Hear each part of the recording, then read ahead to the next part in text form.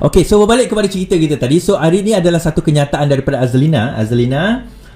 Kita dengar kenyataan beliau sewaktu perhimpunan semalam, kan hari ini semalam, perhimpunan UMNO, dan kenyataan dia berkenaan dengan Ismail Sabri yang gagal membantu Najib dalam membebaskan kes beliau. Dan kita kena ingat bahawa Azlina ni adalah seorang pengamal pengamal undang-undang, dan juga beliau adalah beliau adalah penasihat undang-undang kepada Perdana Menteri. So kita dengar ucapan beliau. Dia mesti jadikan peguam negara orang dia.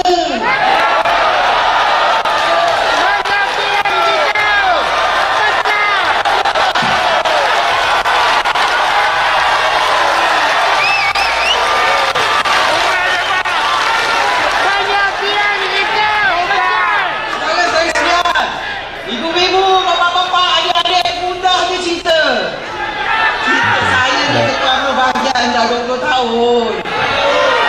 Mestilah sebahagian orang saya.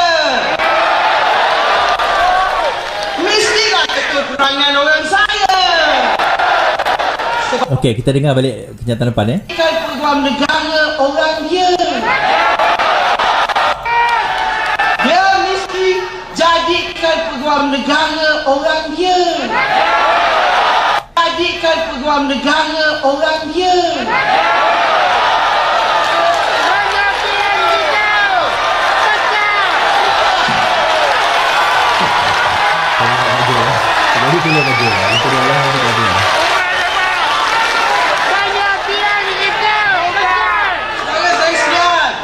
Ibu-ibu, bapa-bapa, adik-adik, mudah je cerita.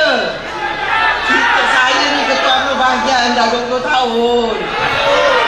Mestilah sebahagian orang saya. Mestilah kekurangan orang saya.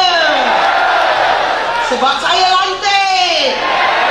Tapi ketua pemuda, ketua putri, ketua wanita naik ke timbalan dipilih daripada bawah oleh ahli, betul tak? Itu demokrasi dalam politik. Ni cerita pasal apa? Dia kata yang sepatutnya ialah dia kata, dia bagi analogi lah, dia ketua bahagian 20 tahun. Setiausaha dia yang lantik. Dia kata kan, timbalan dia yang lantik. Takkan peguam negara dia tak boleh lantik? Dia kata. Apa point dia dekat sini tuan-tuan? Ni interpretasi saya lah. Tolong betulkan saya, Azlina, kalau saya silap. Maksudnya apa? Tolonglah interview dalam kes Najib. Itu point dia. Cara dia cakap dah bunyi Najib dah. Tolong interview dalam kes Najib. Yang ni penasihat undang-undang Perdana Menteri, tuan-tuan. Hal ehwal undang-undang untuk Perdana Menteri, Jabatan Perdana Menteri, seorang bertaraf menteri menyatakan demikian agar Perdana Menteri campur tangan dalam urusan undang-undang. So bila kita cerita bahawa UMNO memang ada campur tangan dalam urusan undang-undang, kita tahu itulah yang dimaksudkan sebagai campur tangan dalam urusan undang-undang. This is what we mean. Bahawa selama ini memang tidak ada ketelusan dalam undang-undang negara kita. Sebab itu ditakdirkan Allah SWT. Semalam saya terfikir, kenapa jatuhnya kerajaan? Ada hikmahnya, tuan-tuan. Bila kita menang hari itu, kita tangkap perompak-perompak, perasuah-perasuah ni. Lepas itu kita jatuh. Kenapa dijatuhkan kita? Sebenarnya ada hikmah. Saya pun nampak. Pertama, dihimpunkan pengkhianat-pengkhianat. Yang kedua, rupanya bila kita jatuh, diorang jadi kerajaan. Bila didapati bersalah Najib, dia nak salahkan siapa? Kerajaan ini bukan kerajaan Pakatan Harapan. Kalau kita jadi kerajaan, mungkin dia kata inilah campur tangan politik daripada Perdana Menteri Pakatan Harapan nak menjatuhkan Najib. Perdana Menteri orang UMNO. Penasihat undang-undang orang UMNO. KDN orang Bersatu bekas UMNO. Semua dalam kerajaan sekarang ini, yang saya tak tahu kerajaan apa nama dia sekarang ini, adalah orang-orang UMNO dan bekas-bekas UMNO. Jadi dia nak salahkan siapa? Dia tak boleh salahkan siapa kecuali salahkan diri dia sendiri, tuan-tuan. Sebab itu dalam situasi dan yang ada sekarang ini, kita tengok desperate-nya UMNO dalam nak memenangi pilihan raya ini, sehingga kita tengok, kita lihat dia buat perhimpunan secara tergempar semalam. Ada yang mesej saya tadi, dia kata sebenarnya ada orang di kalangan orang kita orang kena pergi perhimpunan itu, tapi dia tak tahu perhimpunan itu untuk apa. Tahu-tahunya dapat plangkat, lepas tu rupanya untuk Najib. Dia orang pun sebenarnya tak setuju. Dia tak setuju. Hal Najib tu dah bersalah sudahlah.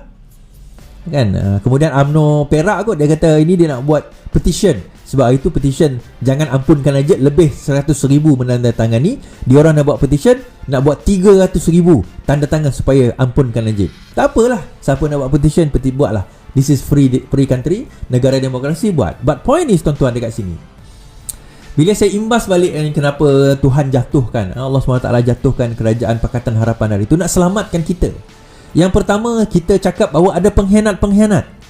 So bila dijatuhkan itu, baru kita nampak pengkhianat-pengkhianat itu mula keluar seorang demi seorang. Yang tinggal pun tuan-tuan sekarang ni dah macam polong tak bertuan lah. Dia tak tahu nak buat apa. Bila Rafizi dah muncul dengan program, saya buatlah. Saya itu masa saya Rafizi tak ada, dicubalah untuk gantung saya, nak bunuh orang Rafizi ni dalam parti. Tengok-tengok Rafizi keluar, saya gembira tuan-tuan. Doesn't matter, tak kisah. Saya digantung terus pun tak apa.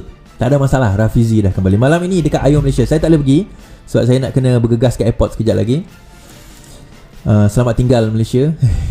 Tak adalah. Kan saya kena bergegas ke airport. Saya nak pergi jumpa Kajol. Tak ada, gurau ya, marah. Okay, anyway, siapa yang tak tahu, saya dekat TikTok tadi, kawan saya kan. Alright. So, lari dah cerita aku ni. So, poinnya adalah kenapa jadi kejadian itu berlaku? Kenapa?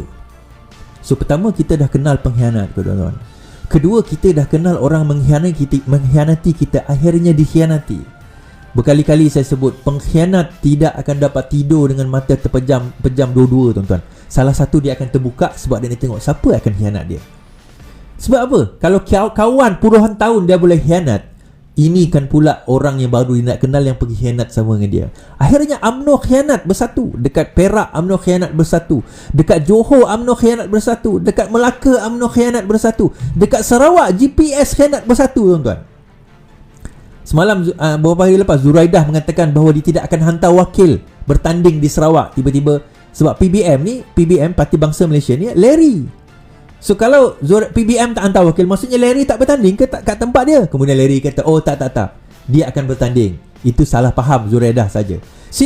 Antara dia orang pun dah tak boleh nak bersatu, tuan-tuan. Terpaksa bertembung sekarang ini. So bila kita kata yang pengkhianat sekarang ini mereka berkumpul di dalam kelompok mereka, dan di dalam itu mereka saling berbunuh sesama sendiri. Kita kat luar kita tengok je, tuan-tuan. Kita tidak pernah berada dalam keadaan yang paling aman damai berbanding dengan sekarang ini. Ya, biasalah pemilihan parti kita bertelingkah, itu normal. Setiap kali pemilihan parti saya bertelingkah, bukan saya lah, semua orang kita bertelingkah, itu normal. Tapi habis dah pemilihan parti, apa yang Rafizi buat? Pertama sekali Rafizi buat, dia buat convention pilihan raya dekat Shah Alam. Apa tujuan dia? Panggil semua orang, lebih 3,000 orang datang daripada seluruh cabang, seluruh Malaysia. Turun, mana yang dapat datang? Turun pada hari itu untuk apa, tuan-tuan?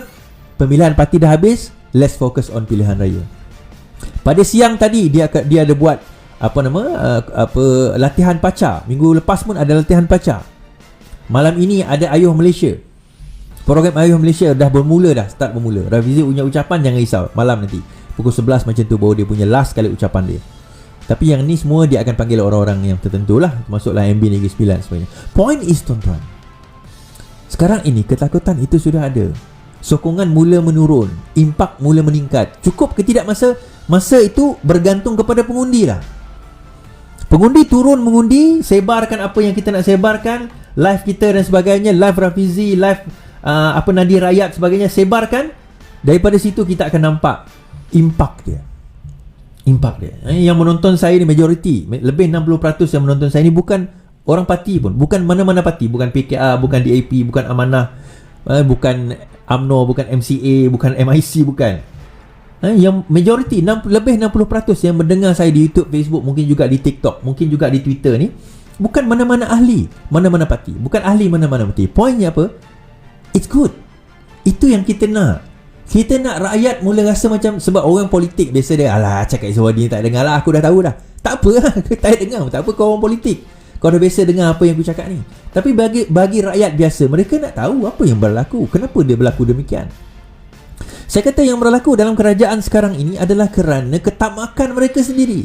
Tuan-tuan, tidak ada benda yang baik keluar dari benda yang tamak, tuan-tuan. Bila kita tamak, bila kita khianat, bila kita tikam belakang, bila kita ambil amanah, kita rompak amanah yang Tuhan bagikan kepada satu kaum, kita rompak amanah tersebut, sesuatu akan berlaku kepada kita.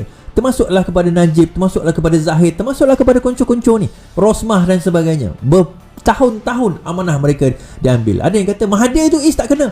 Tuan-tuan, jangan kata Mahathir tak kena, tuan-tuan. Jangan ingat tak kena tu bukan maksudnya kena itu bukan maksudnya daripada segi dia apa orang kata masuk penjara saja. Kita kena ingat mahkamah akhirat tu benar. Kemudian tu yang panjang umur tu tuan-tuan fikirlah sendiri, kan?